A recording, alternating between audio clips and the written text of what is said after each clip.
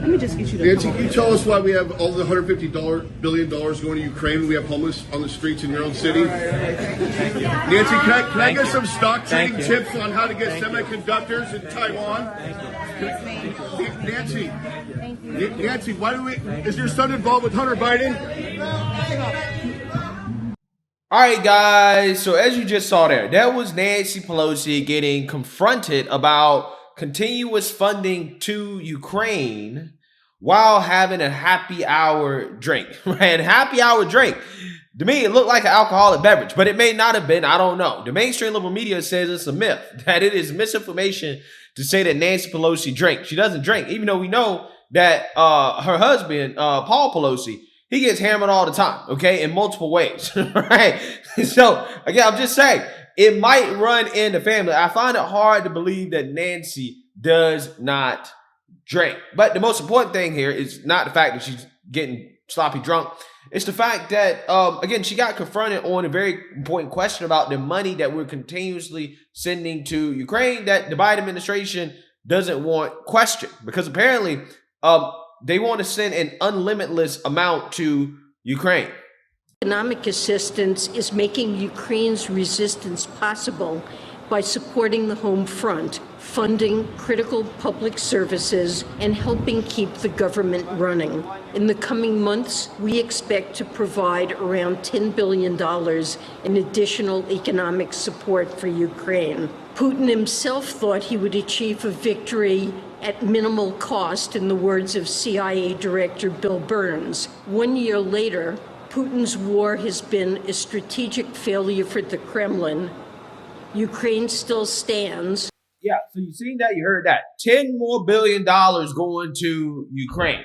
10 billion more going to Ukraine. That's probably the minimum. And if you actively protest and question your politicians, particularly your Democratic politicians, on why they keep sending a blank check to Ukraine with taxpayer funds, you might actually get thrown out of the event. What an honor and a blessing to be here. Where is your peace plan for Ukraine?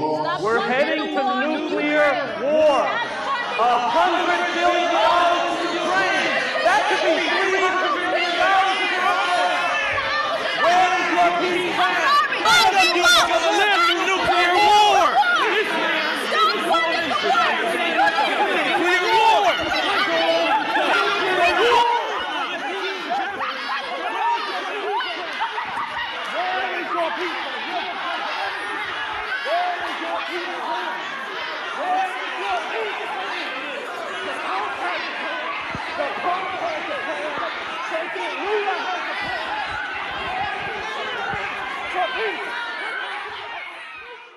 And again, while we continue to send Ukraine a blank check of American taxpayer funds, Zelensky is telling Americans who disagree with this, who don't want to have him as a dependent on our tax returns, that, hey, you're wrong for believing that, right? He's actually scolding Americans who don't want to continue to keep lining his pocket. Much support to Ukraine. What would your message be on the anniversary to those Americans? Thank you.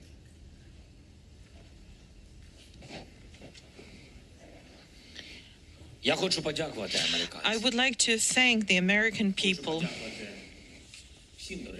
I would like to thank all of the American people that are supporting Ukraine, the Congress, the President, the TV channels, the journalists, and everyone that has been supporting us. And that percentage of Americans, as you've mentioned, is increasing. I can tell them only one thing. If they do not change their opinion, if they do not understand us, if they do not support Ukraine, they will lose NATO, they will lose the clout of the United States, they will lose the leadership position that they are enjoying in the world, that they are enjoying for a very fair reason, and they will lose the support of the country with 40 million of population, with millions of children. Are American children any different different than ours? Don't Americans enjoy the same things as we do? I don't think we're that different. And Yeah. So you seen that, you heard that. If you don't support Ukraine, okay, if you don't support continuing to send them a blank check of taxpayer funds, then you're responsible for the downfall of NATO, the downfall of Europe, the downfall of the United States as a leader in the world. Okay, this is what Zelensky is saying. Meanwhile, Trump is sounding the alarm on what is going on in Ukraine. And he's basically saying that, look, we're closer than ever before to World War III. We're teetering on the brink of World War III. And a lot of people don't see it, but I see it. And I've been right about a lot of things. They all say Trump's been right about everything. None of this excuses in any way the outrageous and horrible invasion of Ukraine 1 year ago, which would have never happened if I was your president, not even a little chance. But it does mean that here in America, we need to get rid of the corrupt globalist establishment that has botched every major foreign policy decision for decades.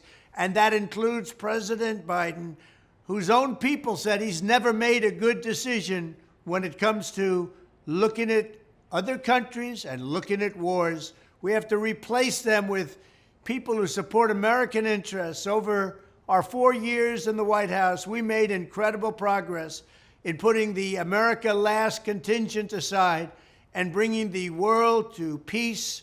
And now we're going to complete the mission.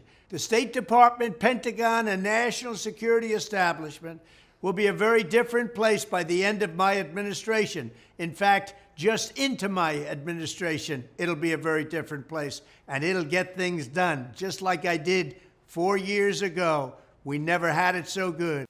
Yeah, so while Trump is showing Biden how to actually be president and leader and how to avoid going into World War III, Biden's lost, okay? Because he found himself in Europe, in Ukraine, just I feel like a week ago, a few days ago or whatever, while East Palestine in the United States was suffering, okay? These citizens are actively being poisoned because of the train derailment crisis that happened there.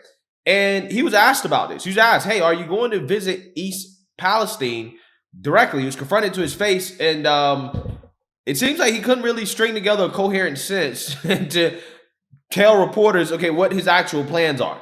Palestine, Ohio. Are you planning to travel to East Palestine, Ohio? This time not. I did a whole video.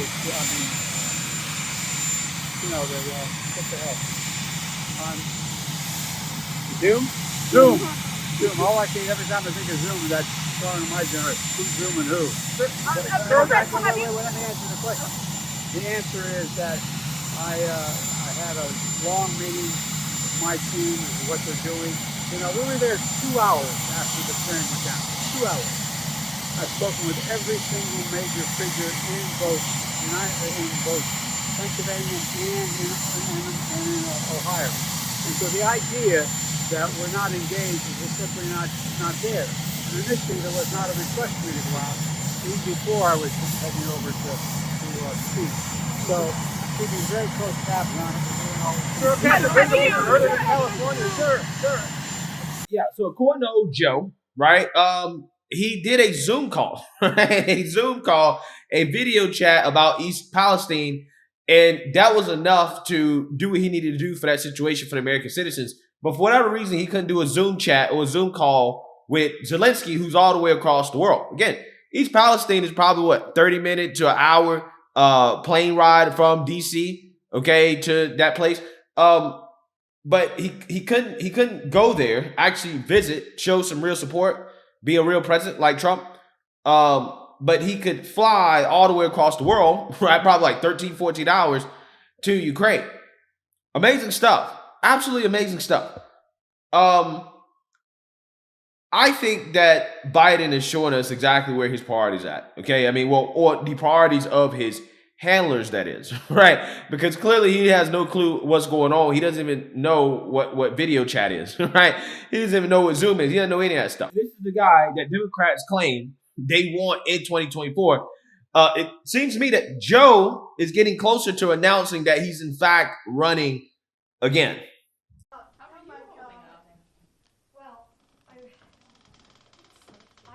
Is there any reason for any of us to think that he is not running again? We've heard him say several times that it is his intention. Are you not believing this, Darlene? I mean, how many times does he have to say it until you believe it?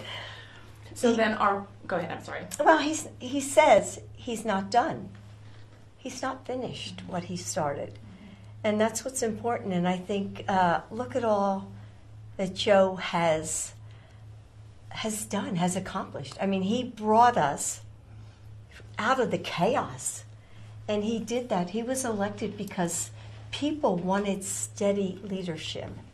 And I think they saw that in Joe, and they saw his character. They saw his integrity.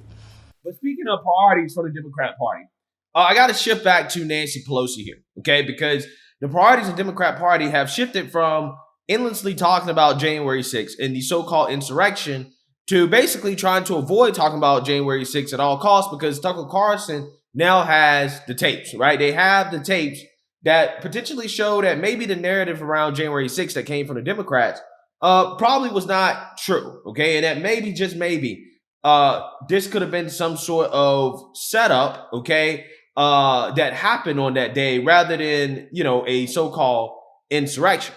In fact, there was actually footage that leaked of Nancy Pelosi's daughter, who happened to be there on January 6th to film what happened, okay, between, the politicians when they were evacuating and hiding and all that other stuff. Quite a coincidence. But there's footage of her basically talking about what happened on January 6th and how it wasn't really an insurrection, right? It wasn't really as dangerous as they're making it out to be, because, of course, it was clear and obvious that there was no real plan or method to what happened that day. Take a look. Great legal. Sometimes I say 8 months was great, considering that the shaman who did not. I mean, what did the shaman do? He stood there. What did Pope do? He stood there. The shaman got how many months? 41 compared to 8. So when I saw that, I was like, and I think that the government is going to go for more. That they're going to look to get bigger. Like, people are criticizing some of the people that got home convict. A lot of people have been getting probation and stuff. So I think they're looking to make people. Like, I think if Paul went now, he'd get a longer sentence. What did he do? Okay, what did he do? He just walked in with the Trump flag into the Senate. That's it. That's it. And he got. So I don't know if there was an insurrection. You were supposed to be in line, marching. You're in the military, this. No, that's you were supposed to have a plan. Exactly. It's called operations order. You sit down overnight with your soldiers. You go over. All right. You're going to go here, you're going to go in by this side. At this time, we're going to take over this. There's none of that. If there was an insurrection, it's the sorriest insurrection in the 20th, 21st century ever. No guns, no plan, people taking selfies. A guy smoking pot. I love the guy smoking pot. Right now, we'll just go, for You're going to be able to laugh about this one day. If I were you, I would drag it out. That's what I would do. My strategy would drag it out. Because but my leg's about to fall off. If you can get that thing off. Right. Well, then I would. Yeah, so there you have it. That is Nancy Pelosi's daughter, who, again, filmed what happened that day. She just so happened to know to film what would happen, that something would go down and she would be there to film it. Amazing. But she's admitting that, hey, this insurrection wasn't really actually a real insurrection. It was one of the sorriest insurrections that we've ever seen, because there clearly was no plan, right? Which means that the whole case against Trump, which is that Trump somehow was colluding, okay, or there was a conspiracy to overthrow the government. Again, they just proved right there. They just said that, nah, that's just not the case, right? Clearly, that was not the case. Clearly, this was not a planned thing. It's a protest that got out of control. Isn't it amazing how that works? Isn't it amazing when you hear these people talk about what happened that day behind closed doors? That actually not all that, distraught or upset about what happened. They actually laugh and joke about it because they know how much of a joke it actually was to call that an insurrection. Again, no guns, no plan, right? Just a bunch of random dudes at the Capitol rioting. Again, I think the BLM protests or Antifa protests are much more dangerous, okay, and deadly than what happened on January 6th, right?